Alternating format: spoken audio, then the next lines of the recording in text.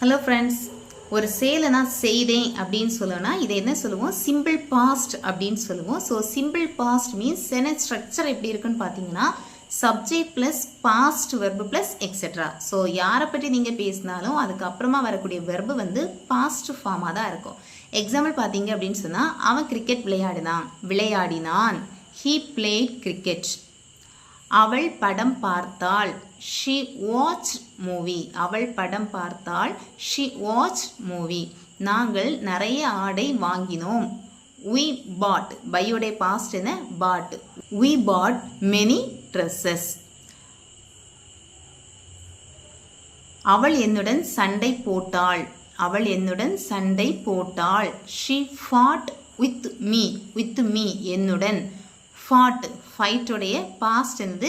fought. she fought with me. அவள் என்னுடன் சண்டை போட்டாள்.